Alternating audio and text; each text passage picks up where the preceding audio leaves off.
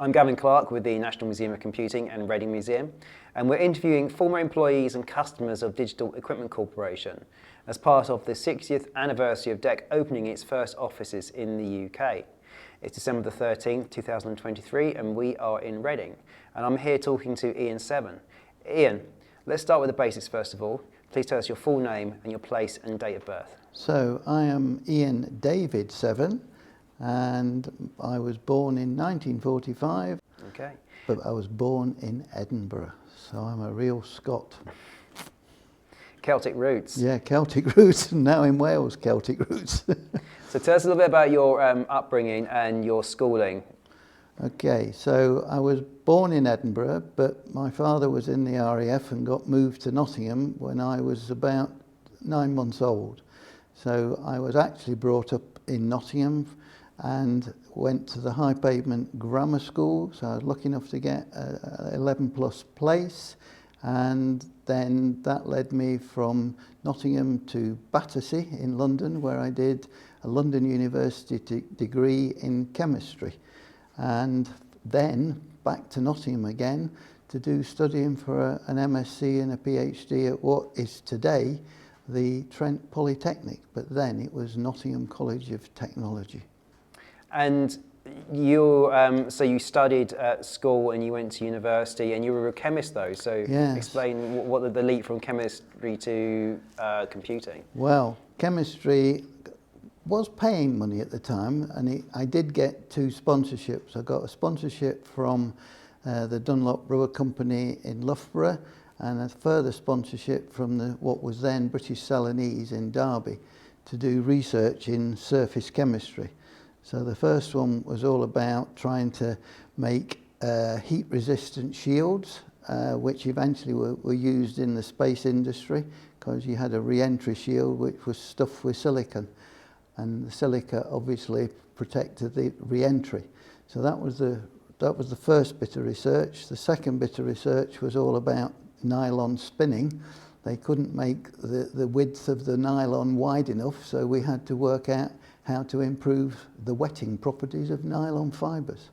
So that was all the research, but then that led me to yet another bit of first paid job was with the Vickers organisation in Leeds, where I was doing research on the wetting properties of lithographic printing plates. So surface chemistry was my life until I moved into the computing business, because in Leeds, the R&D department didn't have no computing whatsoever. So I was invited by the IT manager to go back to the R&D department and tell him what they needed for R&D.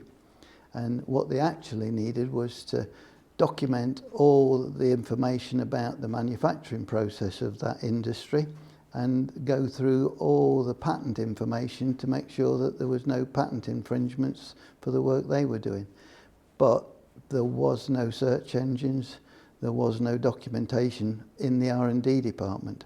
So I was invited to work with Harwell on a search engine called Status, and before word processing there were only digital terminals in the R&D department, and by then we needed to do document processing and effectively word processing before its time. So Vickers were a big customer of ICL, and therefore they got priorities in the development of projects. So the project we developed was trying to work out how to find the information with Harwell using Status and document it with 7502 ICL terminals.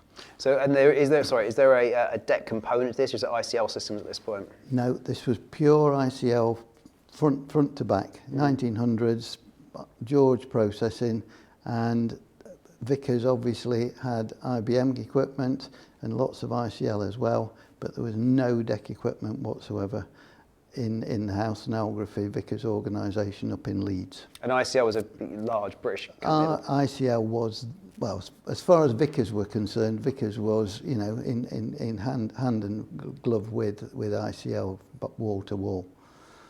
So it took me, after 1978 was the first time I started to use DEC kit. So what circumstances? You're still where are you at this point, and how do you start using? So I was at that point, so up to 1978, I was with the Vickers organisation. I then got involved with a company called Bemrose Information Services in Derby. And what are they? Who are they? Well, they were a company that was doing database publishing, and the sort of projects we were involved with were trying to, we did computerise all the parts lists for Ford and Vauxhall motor company. So every car that was manufactured in the UK and in Europe was documented. The exploded parts diagrams, they were stored on the DEC computer, and we produced a typeset jumbo microfiche, thousands of pages on a microfiche, not the common A6 microfiche. These were jumbo fiche. So for people who don't know, what is microfiche? A microfiche is images stored on effectively a film, and the film was copied to give the copy of the microfiche that went to every Ford dealer, Vauxhall dealer in the UK and in Europe. And we manufactured the master file every month for every car in Ford and Vauxhall. And then that fiche was copied to go to every dealer throughout Europe.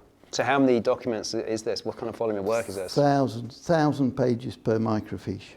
And obviously per car there was multiple fiches depending on the model, depending on the year, depending on the specific type of that model.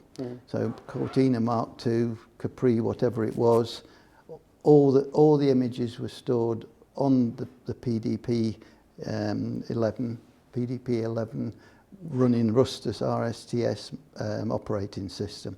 So that was my first use of DEC computers.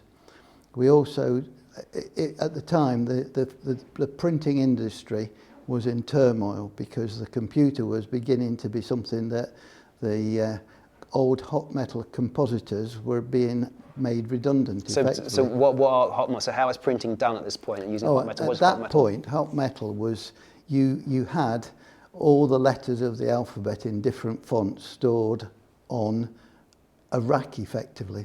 So the compositors were putting together the words that were being printed, and it was all done hot metal. And it'd be printed, so it's physical objects that are printing out characters on sheets of paper or something else. That's right. So you set up the type in reverse, so you were very clever if you could read backwards and upside down.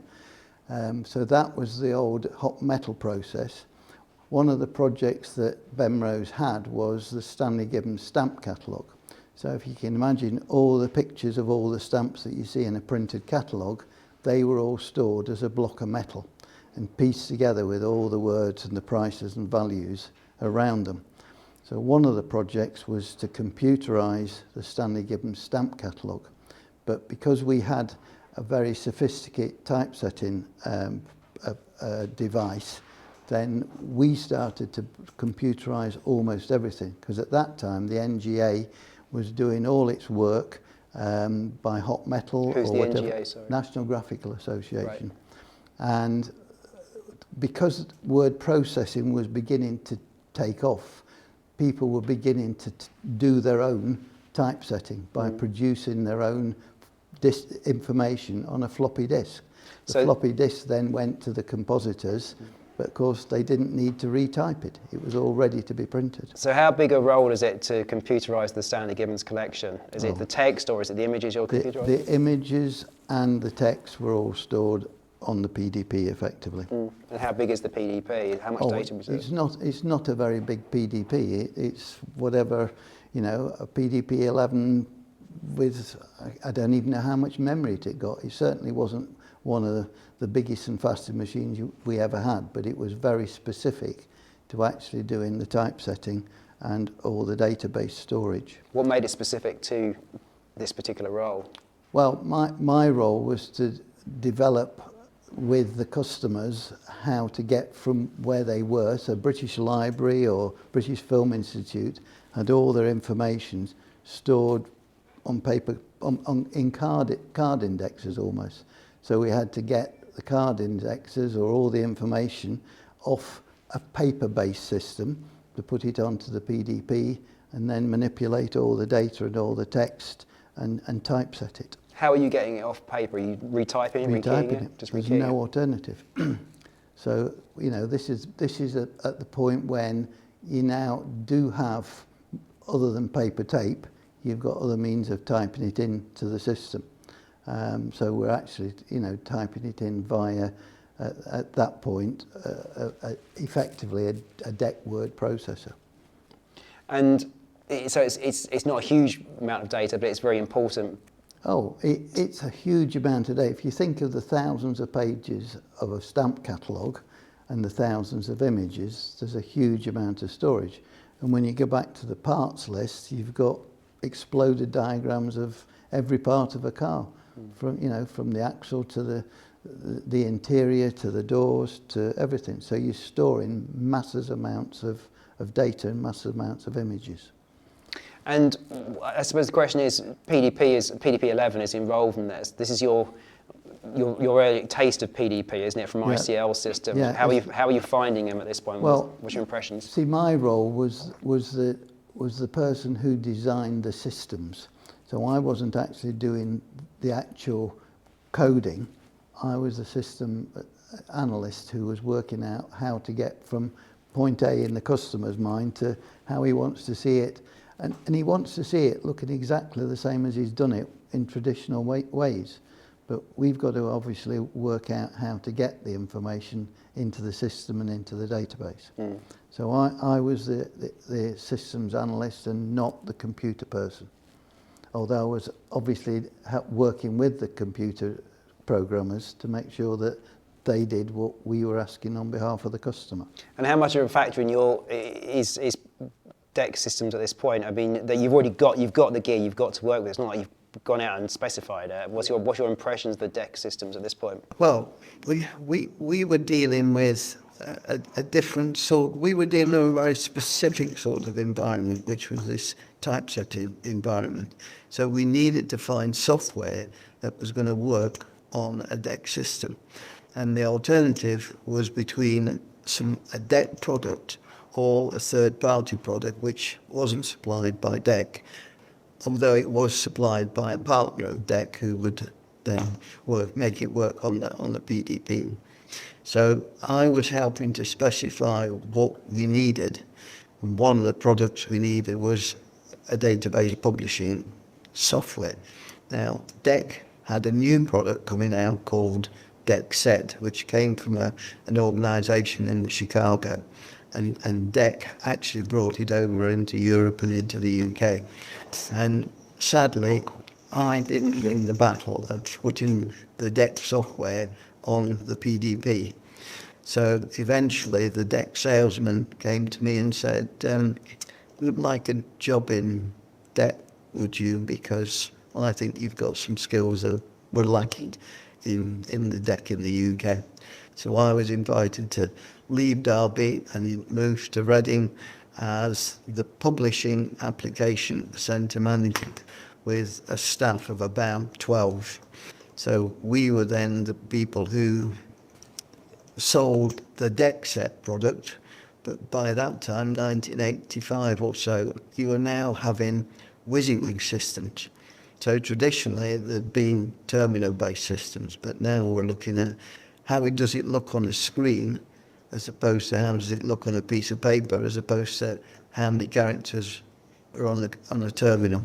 So let's go back a little bit there. So the DEC sales guy invites you to come and work for them. What are your thoughts? He approaches you with this. What do you think? You're a chemist, because you've already transitioned out of chemistry. That's long behind. That's long behind. So now you find yourself in IT, the architecture, which must feel kind of strange. And now a computer company guys offer you a job. What do you think? What are your thoughts about this? Wow, really? DEC wants me to move down to Reading? And the sales guy was an American, so he was employed by DEC UK to sell DEC in the UK, and he clearly needed a techie to support him, or else he's not going to sell many DEC solutions. Ironically, the lady who sold the actual software that Ben Rose put in, surprisingly, she joined me at the same time. So the DEC guy realised that as a good salesman, obviously working, or salesperson working in that world, why doesn't she join me as well? So did you take him seriously when he offered you? Because did you think he's just an American and just... Well, at first, you've then got to consider, what's the family going to do? Because I've now got 2 young children, and we've been based around Nottingham and Derby for many, many years. This is a bit of an upheaval for the family. But the deal was so good, and the thought of working for a big American computer company in the UK was beyond my wildest dreams. You know, they paid for me to move from Derby to Reading, and it was a deal that I really couldn't say no to. You know, it was a upheaval for the wife and the children, but we made it work, and it was the best move I'd ever made. Why was working for a US company beyond your wildest dreams, or working for DEC beyond your wildest dreams? Is there a kind of sense of separate? It's working for a fairly big organisation, because so far, although I worked at Vickers, which was a big organisation in the first place, it was a small subsidiary. Benrose Information Service was a 20-man company working for a big printing company. To be working actually for a big, and it was the second largest company in the world, and the computer company in the world, it was just, well, can't believe it. But hey, it was good. What was your impression of DEC systems? You've already used the PDPs in this role. Were you getting a sense of what they were like as a company, as a technology? Was it good stuff? Well, the technology was at the bleeding edge at sometimes, and therefore you knew you had got a future of working with high-tech organisation, high-tech software and hardware. So it was a challenge, but I was up for it, and I really enjoyed the move. As it turned out, I got promoted time and time again, and brought people with me, because there was part of the organisation there was a thing called refer a friend. So did you have friends who you could trust to work for you? And of course, I probably brought 4 people with me, and the lady who'd been involved with us at Derby, she brought almost all of her friends, and we were such a close-knit team that it was amazing how we just... My wife would say you could feel the engine moving because everybody worked together, and it didn't matter who was working late or whatever. You got the job done, and you could feel the thing getting into motion, and everybody was behind everybody else. I can still bring all the people who worked for me 30 years ago. We're having a reunion in 2025 because why not? We're still all in touch with each other. You could always trust one another. You could ask people, can you do this? Or what do you think about that? And you would just get on and do it. There was no question in DEC.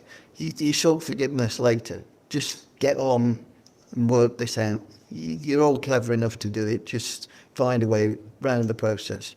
And it was matrix management. You worked with anybody in any organisation, no matter whether it was field service or training or software services. There was just an amazing working together relationship across the whole company. Is it? I mean, you got there. I mean, is this the DEC way we've heard so much about, which is to basically give people a sense of personal responsibility, freedom to operate, autonomy? Was this the kind of thing that's driving? That's the sort of thing I'm going to say. We were the publishing group at that time, but because we were dealing with some of the office automation stuff, we eventually took on office automation, became the Office and Publishing Application Centre. And I made sure that people who we were selling to understood that the secretary was an important role in office management. And I employed lots of secretaries to become the salespeople to the organisation that was selling all-in-one, the office automation system. And those ladies became really quite technical, and they were also excellent trainers. And then we became the Office and Publishing Application Centre. We became the centre of expertise for training other people in the company who because office automation and all-in-one was synonymous with how DEC operated. So tell me about, so again, you were given, did they give you roles? Did you had taken much of responsibility yourself? How did you kind of buy into a challenge? Did you see something, you go for it? Did they put something on your plate? How did they? Well, solve this problem. How are we going to sell all-in-one to lots and lots of people? Because it became something that government used, it became something that the police forces used, pharmaceutical industry. And you needed to show that if DEC used all-in-one, how easy was it for all-in-one to be available to all customers? And that was important. You needed to make sure that the customer understood the secretary can do this, although it's technology they've never seen before. What is office automation? Describe office automation. Well, office automation in all-in-one was word processing, it was email, it was networking, and it was how you operated the calendar management even. That was all part of the all-in-one system. I guess the engineers who developed all-in-one across the world, most of them became quite expertise and probably the lots of similarity between all-in-one and what we now know today as Microsoft Office. Why is it so revolutionary to have this office automation? Because how are things being done then? Today we take that for granted, but what was the typical office setup you were going into and selling to? Well, you were saying to them, well, how do you make sure that you communicate with one another? Because email wasn't really there at that time in the 1980s, back end of the 80s and early 90s. Email was something that was very, very alien to most people, but we were telling people, this is what you can do. Isn't it amazing? You can send this message across your company and everybody sees what you need to see at the right time. So that was the revolution of it, and we were just telling people how well they could do it. And it was your decision to employ a large number of women assistants, PAs? Yeah, because the PA was golden to the office, to organise in the office. And if you actually got someone who was good at that, you could tell other people how it could be done. The fact that those ladies became very technical at the end and equally good at training from scratch. I mean, we used to train the whole of Sussex Police, whether you were a policeman, whether you were a traffic warden, whatever part of the organisation in Sussex Police, everybody used all-in-one, from the chief constable down to the lowest person in the organisation. And it just brought everybody to work together and find the communication that they needed. Where were you hiring these people from? Inside the DEC organisation. You were just bringing them from, whether they worked in field service, whether they worked in training, you were bringing them into the organisation. The only people that were employed from outside the organisation were the people we brought personally from our old organisations under the Refer a Friend scheme. When you approach friends and family, or friends and family referral teams, what was their perception? What was the approach you were making? Were they aware of DEC? Were they aware? They realised, all of them realised that potentially, because I had made the move, they trusted me that it was actually going to be worthwhile them moving. I mean, one family, and had to say to them, by the way, although I work in Reading, by the time you join the company, you'll have to work in Basingstoke. So you've got an upheaval in that situation, and they just trusted me that I could make that work for them. And the way that DEC operated, you got promoted for doing good things. And eventually I got promoted into a European organisation to make sure that all-in-one was actually rolled out across the whole European organisation and across all the customers in Europe. Across what, DEC customers? Across DEC customers. Okay. And internally inside DEC. And you said you were getting promoted time and time again. Is that again for what? This is for meet targets, or for your managers pushing you, because we hear a lot about this? Yeah, the manager were pushing to say, well, how can we do better? And how can we expand the organisation of DEC? You know, can we actually do better things, do more things with the resource we've got? And there was so much trust in the individuals and in the management that you just trusted and got on and did it. How would other... It's interesting you mentioned there you were starting to come up in the mid-80s against WYSIWYG. We'll come to that in a second, but how are other computer companies, did they have automation systems, and what was their approach to sales? Because you had a very distinct approach to sales, hiring lots of women who had been secretaries to become salespeople. Yeah. How other tech firms go about this? Were they kind of missing a trick and you were kind of capitalising? Well, I think all in one had captured the world in its entirety at that time. It was the leading product in office automation. Other people caught up later, but I think that was at the forefront of making sure that the office automation was key to making the company work, and the efficiency behind it was absolutely amazing and wonderful. Eventually, as you alluded there about WYSIWYG, originally you were working on a DEC terminal, but now we're getting into the situation where what you see is what you get. You're actually wanting to display what you see and make it work on a user interface which is a non-terminal based one. So the all-in-one had its other application which was called Team-Links, which did the WYSIWYG bit of making the office look more sophisticated. The other products that came in over time in the later mid-90s were Jabberwocky and LinkWorks. And LinkWorks was a content management-based system, but again, for office automation. So tell me about, so you mentioned Jabberwocky there. Tell me what is or was Jabberwocky? Well, I don't think I've got the expertise to tell you about Jabberwocky. It was a very sophisticated thing that more techies were able to talk about than I can, unfortunately. What was its goal? Was it create setup? Well, integrating the business and making sure that the products and the interfaces all worked across various platforms. Let's say you better to talk some more folk about Jabberwocky. So tell me a little about this kind of this, which we know very well, this culture of doing the right thing.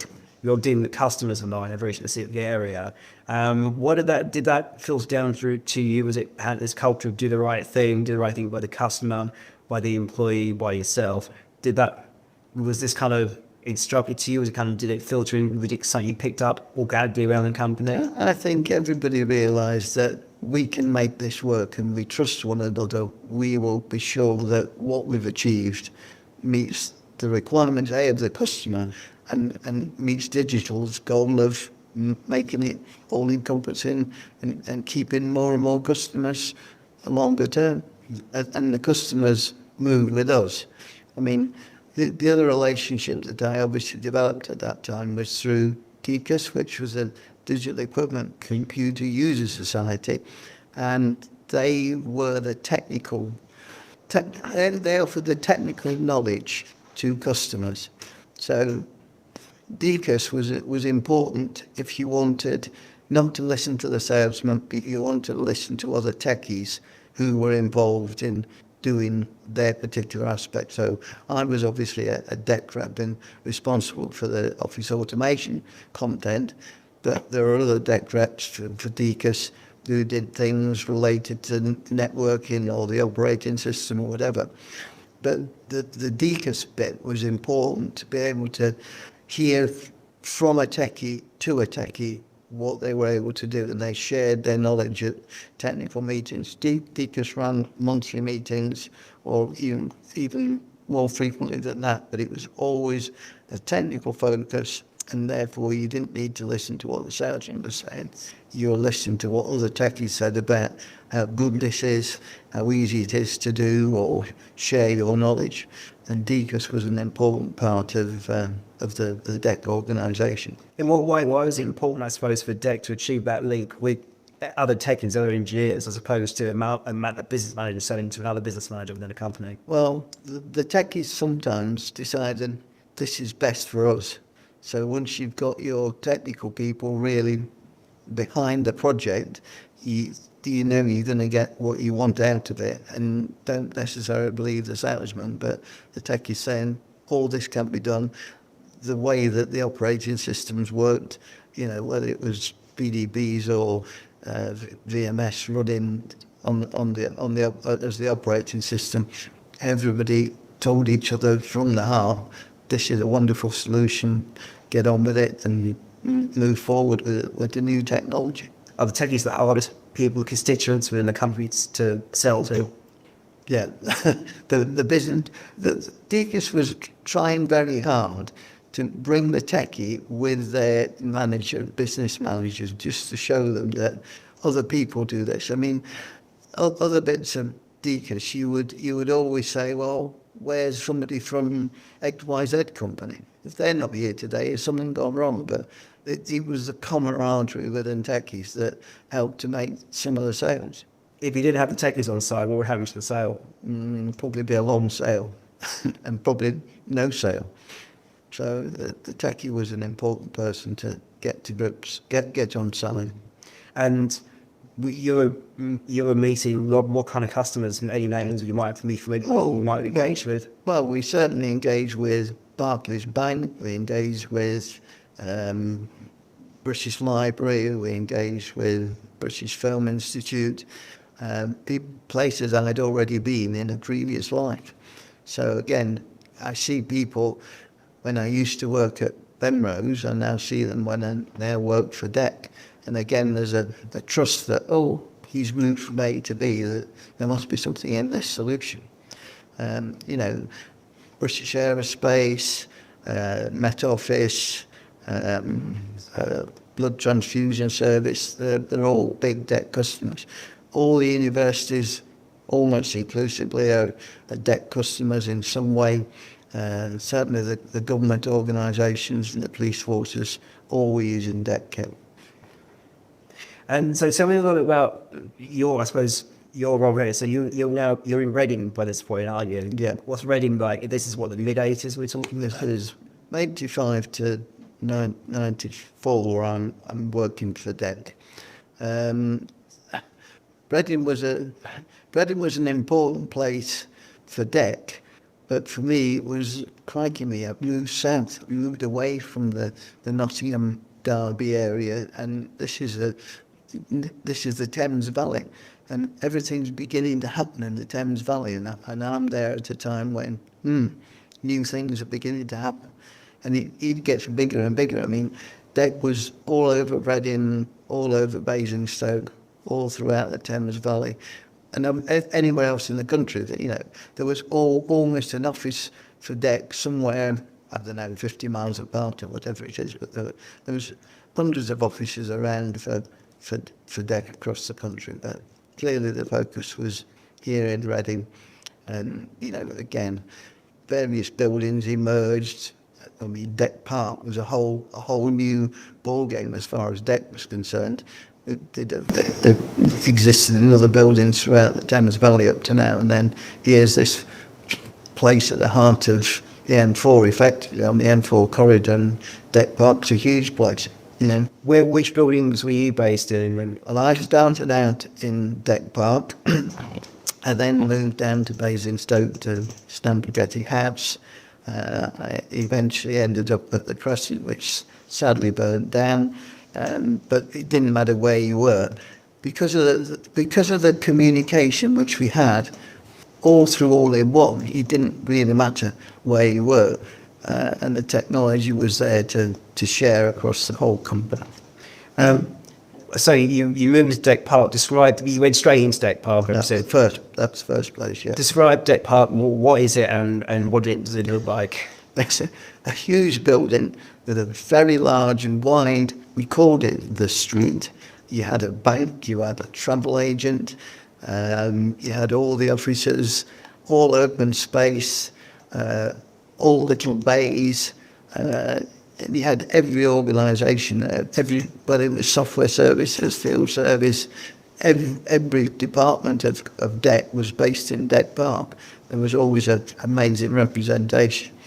In fact, while I was transitioning from Derby to Reading, the sales guy who wanted me to come and join him insisted I came down and explained what we'd been doing in Derby to customers before I was even had joined the company. So he was so determined that he felt I could help him with the work. And so I hear a lot about the street inside Deck Pub. What was good about it? You could meet in the street. You didn't have to go into an office. You could just communicate there and then. You didn't need to organise everybody in one room. There were plenty of rooms to go to have meetings in, but it was go and have a coffee and go and talk about something in the middle of the street, literally. Did this help working environment? Oh, it was hugely productive because people just got on and trusted one another and let's have a coffee. And if there was a problem, you shared the problem. If it was something to do with the technology, you could talk about the technology. So it was a continuous open door almost.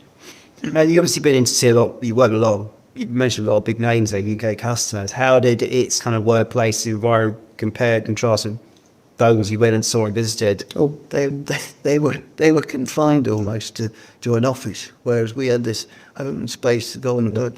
It was a completely different environment, but it was so easy to get on and do things. And you mentioned it was interesting because you were in Reading and things were happening in Thames Valley, and you were part of it. What was happening? What were you seeing? Well, you're beginning to see other computer companies come and join DEC almost in our world, because Oracle came, Microsoft came, all the big companies on Thames Valley today probably realised that DEC's here, let's go and join DEC. And there was a lot of, as time went on, when we started to lose people through redundancy or whatever it was, there was a lot of cross-fertilisation between DEC employees and going to work for people whom DEC worked with. So there was a lot of work with Oracle, there was a lot of work with Microsoft, and people would transition from working for DEC to go and work for these other companies that have made a name for it and are still here. It's sad that DEC eventually lost its way, and eventually I eventually left DEC and set up my own DEC partner, and I brought 20 people with me from the organisation that were all being made redundant. But as a team, that team is still around and still work together as we'd worked in DEC. So what we learned from working together in DEC, we brought to our own DEC bar. What did you learn at DEC? I mean, you mentioned this culture, so you've taken what DEC to your company and to others after that. What did you take with you? I literally took all the employees who were working for me, and again, the trust, because we all worked together so well, was there when we set up our own company. Okay, we had to have some sort of management structure. Okay, I was the managing director, but the people who worked for me were trainers who, and we still continue to support the all-in-one LinkWorks customers that we had been supporting in DEC.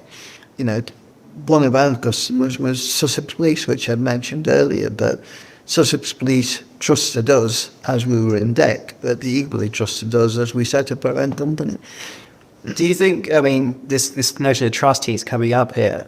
Do you think that's something that exists between customers and tech suppliers these days? I don't think it's as strong as it used to be. I think the salesman prevails more than it used to. And what did DEC have right to the fact that it wasn't a sales-led sales almost? Well, I feel it wasn't a sales-led organisation. I feel it was because I think in the golden days of DEC, they took an order. I don't think today that's how it works. And certainly we were, as a team, working closely with the customers, and there was this trust between us and the customer. And this is very much do the right thing. Was there ever retention, loyalty to DEC versus like giving too much away to the customer or doing too much for the customer?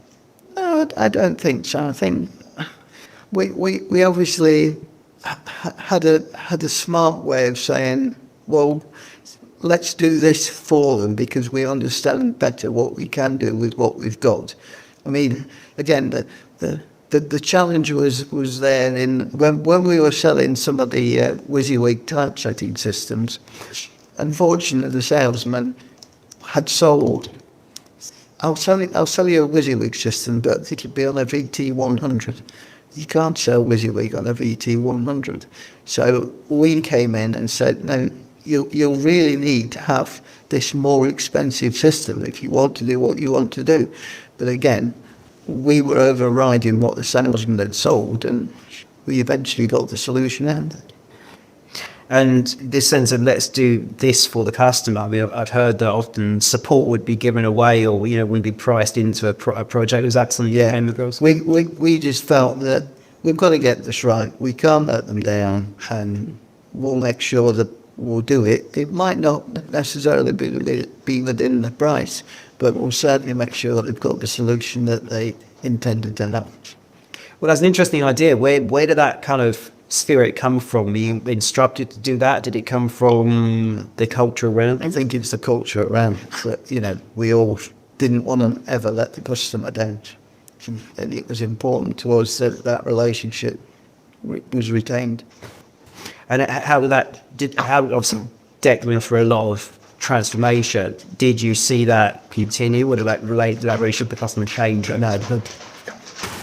One of the problems I had when we were dealing with DEC was that Colpack didn't understand that you can't just sell a box. You've got to sell the relation. We felt you had to sell the relationship around them, and it was very difficult by the time Colpack had taken over to realise that we'd lost that technical relationship within the customer. So DEC was still an important feature, but Colpack didn't understand how DEC could help. And that's the point where I started to get more involved with DEC, because I was invited to join the board of DEC, slightly behind where Colpack was wanting to go. So that was where I started to realise that there's a lot to learn from customer relationships and the technical people that are working with them. So by the time we now get to 1996, when I'm now outside the DEC, but I'm a board member for DEC, and Colpack is losing it, has lost to some extent its weight. HB's coming in, and here's me with a small company of about 20 people and working in. Now I've got a problem that I'm seeing that one of my customers can't get the work done. Where do I go to find someone who can support me in that customer base? And it turned out to be British Nuclear Fuels, who were the only other organisation who were using the product LinkWorks across the UK. And eventually they turned to me and said, we'd like to buy you out. So they wanted a southern base because they were based up in the north of England. They bought my company out, and that was fine because I'd got, as my accountant used to say, you've always got to find a way out, and you found your way out, off you go. So I got bought out. By that time, DEC became full-time as far as I was concerned, because I was running it as the managing director or the general manager for DEC now, and no longer employed by anybody. I was running it as a secretariat for my own company. So how did it feel to be, so you set up your own company, and then just remind me the circumstances and how that went down, and then how did you feel? You're now on the way out from DEC, having been sort of almost poached in by the sales guy. Yeah. How did you feel to be on leading the company? It was a sad time that you realise the company had lost its way to some extent. And we were so customer focused on that product, all-in-one or LinkWorks. We realised that we couldn't fulfil what we wanted to do anymore unless we ran our own business, focusing on those products that we knew the customer lived and died by. It was a sad time, but it was a great opportunity. It was one of the biggest achievements I had, to set up my own company. And you realise when you bring all the employees together with all their family, in your own back garden, what a responsibility you've got, because you're now making sure that they're going to survive. You've no longer got the big company behind you. You're the person who's saying, oh, how are we going to do this? And the only way to do it for everybody at that time was when the NFL came along and said, I'll buy you out. How did you say you're leaving DEC and you feel sad? Do you feel that people leave companies, they feel like a mixture of emotions, I suppose, elated and looking forward to the next opportunity? I presume you felt all that. The sadness, where did it come from, the sense of sadness? Why did you feel this kind of... Because we just had worked so well as a team, and we felt we'd done an awful lot to make headway with DEC. And sadly, DEC is declining and moving in the wrong direction as far as we can see. But allied with what is important, because I'm now nearly 50 and I've got to survive. I was almost waiting in DEC to see if there was going to be a special package for the 50-year-olds to get my pension. But that wasn't available, so you had to find your way and work with people you really trusted. And Rootware Plus in Wokingham was, well, it was so close to home for me. It was a no-brainer to actually set it up. And what do you think, with a lot of customers, any particular implementations that stand out for you, any big projects you can see that being that one that really stands out? Probably can't talk about that because it was in a government establishment. Please let you remain nameless. Yes, generally, what you achieved? Security organisation. What was the challenge of that project? What were the challenges? Why was it? You can't name it. What did you achieve with it that makes it stand out for you? Again, it was bringing together one product that would help solve their operating environment.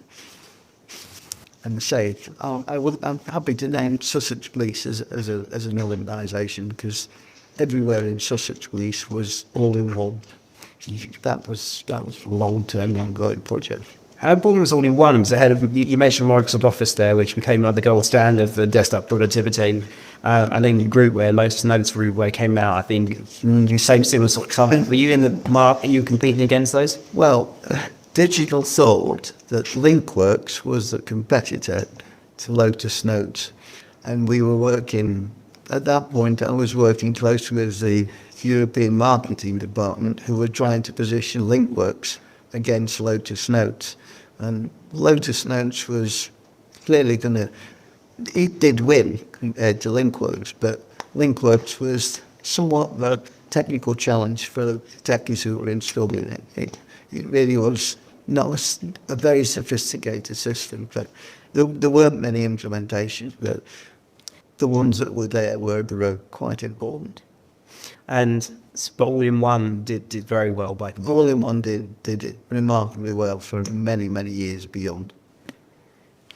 And just thinking back on Reading, what was the impact of DEC on Reading that you saw before? Well, the fact that it was everywhere in Reading and there was offices here, there and everywhere. I mean, DEC Park was a huge environment. The training department up at Shire Hall, everything was focused on Reading.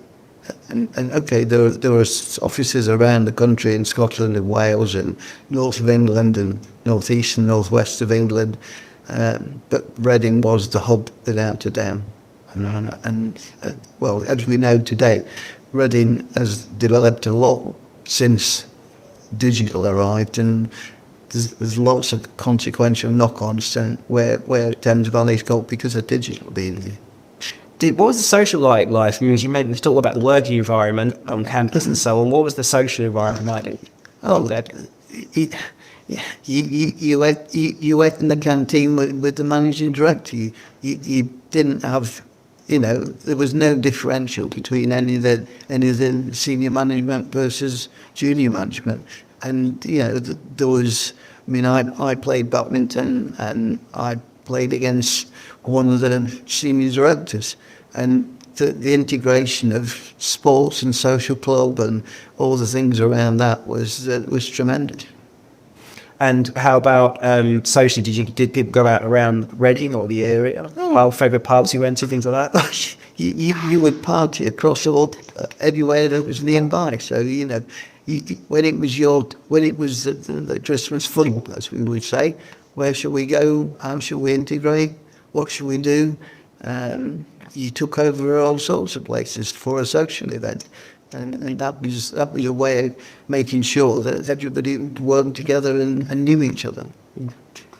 Any particular places you'd go out, particular haunts or pubs around Reading? I can't, although there was certainly one down Grange, I can't remember what that was for, but you would meet in the pub most lunchtimes, or you'd go meet in Binfield or wherever it was, just down the road from where we were. And you were based at DEC campus, which no longer exists. Have you ever been back there, or do you go today? For example, in the past, did you go back to the campus? You know that as you turn off the motorway, look what's there now, and you think, goodness me, that was a whole workspace, and it's now a housing development, sadly. Some of the other buildings that DEC occupied. down in the training centre, that was a nice. Was it Shenfield? I can't remember. But there was Highfield Heps, that was the place it was. That was a lovely environment. The demonstration centre in Basingstoke were nice environments to bring customers to. So it always looked nice when the customer came to visit. You've obviously seen what DEC Park has become. It makes you feel. You see the houses on there now. How do you feel about that? Oh I can remember somebody put the video of the bulldozers coming in to demolish DEC Park, and that was a really sad moment when you realise that you were in that building that's just been knocked down. And so Reading had to find somewhere for dwelling, but it's a shame what was there and couldn't be continued. What do you think, obviously we discussed, is there kind of another legacy into DEC in the Reading area? Obviously Thames Valley Park, Thames Valley, all that kind of, was there any kind of other issue, and did it leave a spirit of anything in the town? Or I suspect that people today will say, "Oh, you used to work for DEC." Oh, I know somebody. There's a lot of common ground between the residents of Reading and the employees that DEC had, and it clearly made that continued growth and continued camaraderie. Did the Reading residents know much about DEC Park? Because obviously as a campus, it's easy to be isolated from the town, isn't it? Was there much of an interplay between them? Probably not, because it was the DEC campus, wasn't it? Then it was very little common ground between anybody just around the corner in Whitley, perhaps say, but it was totally self-contained, wasn't it? And did you have we talked a little bit about the sites, did you have a favourite DEC office or building? We say, you mentioned some that I like this one for a particular reason. Well, I probably lined Shire Hall in the end when it was the training department, because I had a lot to do with the training groups in Reading. So, DEC Park had its own character, but I think there was more camaraderie between what we were doing in DEC and what was going on at Shire Hall and Highfield House. Well, Shire Hall was that particularly good building, because that was where training took place, and everybody, customers alike, internal people, everybody was trained at Shire Hall. As we know it today, but DEC took over a lot of the part of the Shire Hall premises. And looking back, what do you think is the legacy of DEC? Obviously, the company we mentioned, the Compact acquisition, the HP acquisition. There's the footprint in Reading, for example. From your personal perspective, what is the DEC legacy in the world or in Reading? That's a tricky one to answer. I need to think about that one. Sorry, that's not a good answer. But if you want to warm up to that one, what is the DEC legacy on you then? Oh, the DEC legacy on me is showing how teamwork can bring everybody together and make something work. As I say, when you felt the group working together and making something happen, that was just an amazing experience. Say, the fact that we've still got people that are part of the organisation that are now living across all parts of the UK. I could ring any one of my staff up and say, can you help me with this? And that legacy is you can't touch that. That's just amazing. And coming back to its DEC's legacy in the world, can you thoughts on what it's left us? Well, apart from the fact that we probably didn't follow the right course in terms of PCs, but the operating systems that they put together still work today, years and years and years on.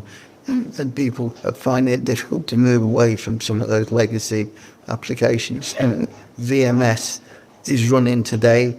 It's even running on a Raspberry Pi. It still survives some of the operating systems that are long since gone. The technology and the integration with all the other technologies that were around at the time, you know, networking and WYSIWYG type things, today we take for granted, and DEC was at the forefront of doing those things. Slightly unfair question, but could the chemist in you ever seen where you'd wind up having had this great career at DEC? I could not believe that overnight I could be a chemist and then become an IT person. That was pure luck, and it would be impossible to happen today. So I was in the right place at the right time to change careers. Chemistry was, I loved it, but the fact that technology may help me with my chemistry helped me move on. I mean, today I live and breathe and sleep Excel spreadsheets and the internet and the email. So without moving into that, I think it'd have been a bit of a Luddite. But here I am still using some technology. Is there a lesson, because we see kids at school feel they've got to be very like, I've got to pick a career now. And obviously you went from chemistry, which you probably thought that was your life there, to this other field. What does that say for people who are looking at their future career? Well, during my time after retiring from my own company, I started to work with schools in Woking, and I was a governor of the school. But I really wanted to give back my skills as an IT person to the school. So I could see the challenge of younger children, 8, 9, 10, who were, and obviously if you lived in around it in the Woking and Thames Valley area, there was a lot of kids who had access to technology. And you could see those kids who didn't have access, they really were struggling. So I made sure that the computer we put into the school in Woking, they were actually using things that have been applicable to them in later life. And I can relate to some of the children who came to a homework club at the church where I was given equipment from HP to run a homework club. And again, in some of the deprived areas of Reading, if they've got access to technology, then they're a better person than they would have been. So I think the legacy of computing in the Thames Valley speaks for itself these days. Do you think there's did DEC have a role in charitable works as well? Yeah. What did it do? So the charitable, the employees could actually propose where they could put in technology. And I put in a bid for Celiac Youth. Well, it was the Celiac Society at the time. I put in a bid to get some equipment to go into High Wycombe at the head office to computerise the database for Celiac UK. And it got an Oracle database. I got all the equipment to run the office automation inside the Celiac Society, as it was, Celiac UK today. And there was always somebody able to help out companies that needed help with technology. And the charitable organisation was one way of doing it. So I got even after DEC went away, HP gave me computer equipment for the homework club at the church in Woking. And that was a godsend for making the kids there see what they could do. Eventually, we got rid of the old kit, and we sent it off to South Africa to be reused and recycled. And the technology in South Africa was beyond their wildest belief, but it was out of date as far as we were concerned in Woking. So DEC had a kind of philanthropic strand. Oh, it's worse. What kind of, where did that come from? Was that from US or did that UK? I think it was from the top that you always realised that you needed to do something in the community, and the relationships within the community and DEC were always very close. In example, can we get an example of that? Well, I'd say that the fact that I was able to help with the Homework Club and help with the charity in the 1990s, it was our philanthropic way of saying, well, let's help each other. And final question, I suppose, we never asked you what that sales guy, what they offered you to make you move down from Northampton. Was it such an attractive package? What was in it? Because I could relocate. I didn't have to worry about selling the house. They took over selling the house for me.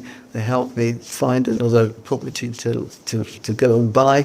It happened to be a brand new house in Woking.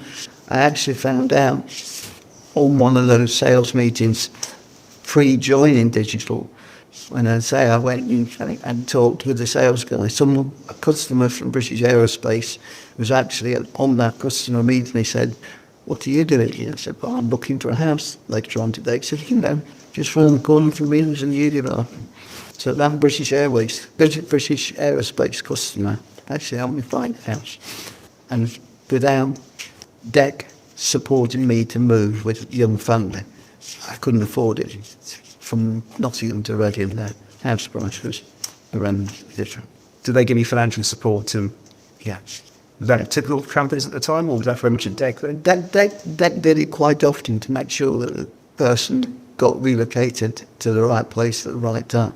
Whether it was an intercompany transfer or, other people. I did get an offer to go out and work in Europe, but wrong time, because the age of my children, I couldn't leave the Reading to go and work in Europe. They were always helpful to make sure you actually got what you